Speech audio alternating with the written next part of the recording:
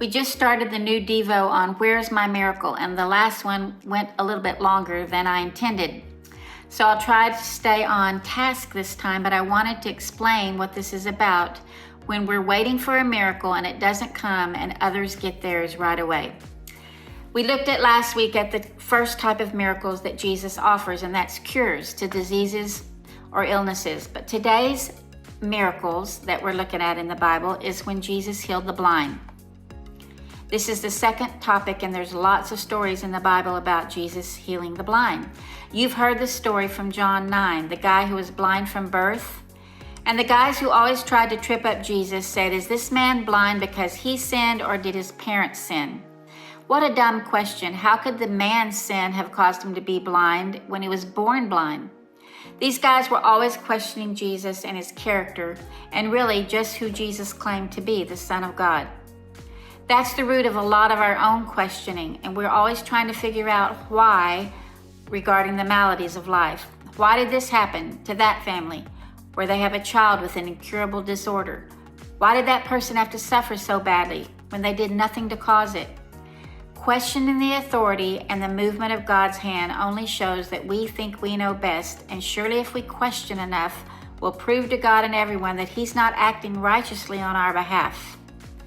John 9 continues with Jesus answering these guys by saying neither of their opinions were correct. It was neither the man's sin nor his parents, but that God's work might be displayed in him.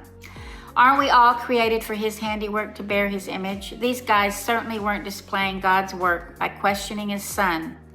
But this blind man was born for a higher purpose, to display God's work. Then the curious thing in this story is that Jesus didn't speak or lay hands on the guy. He just started making a mud pack, placed it on the man's eyes, and told him to go wash. And when he did, he could see again. People started asking the man about what happened, and he told them Jesus put a mud cake on his eyes, told him to wash, and he did it, and now he sees. So the religious guys now get wind of this healing, and instead of rejoicing and glorifying God, they focused on Jesus breaking the law by healing on the Sabbath. They even got the man's parents and asked them. Both the man and his parents said, we don't know how it happened, but we did what Jesus said, and now he sees. The man finally says, I know I was blind, but now I see. And the religious guys ask again because they cannot accept a simple act of obedience resulting in healing in this man that was judged to be a sinner.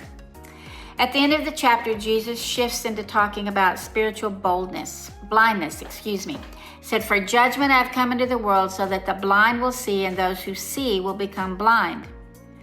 Some Pharisees who were with him, the religious guys again, ask, what? Are we blind too? Jesus said, if you were blind, you would not be guilty of sin, but now that you claim you can see, your guilt remains. I personally don't know a blind person, but I see them on the streets. And of course, I know many of us have been blind to God's love and salvation. Blindness just means not seeing, and at some point in our lives, we're all blind. We're all blind to mercy until we receive it, and then our eyes are opened. We're blind to humility until we fall from a prideful moment. Then we bow in grace and serve others. Blindness takes on many forms, from physical to spiritual. The physically blind, I'm sure, pray for sight. And of course, God can heal. But this story tells us that God heals in all kinds of ways. This man had to obey. Jesus used what he had to heal him. But do we all go run out and make mud packs to place on our blind eyes? That would be silly. We as humans, again, want to create formulas, things we can manipulate with our own hands so that we're in charge of getting our miracles when we want them and understanding all of it. It's not happening. Jesus is in charge of giving sight to the blind, of which we are all in some area in our lives. And the only way blind eyes are really opened in every sense of the word is when we hear His voice, obey, and acknowledge that He's the one who He says He is. Praying for the blind in your circle of friends, whether physically or spiritually, we can just bring them to Jesus in our prayers and start watching for His creative ways to bring sight. He's always at work in the hearts of His creation, molding and shaping, and maybe using mud packs in order to restore our sight, not just to see things clearly, but to behold Him and worship. After all, that's the divine healing, the true miracle to become a worshiper of Jesus Christ.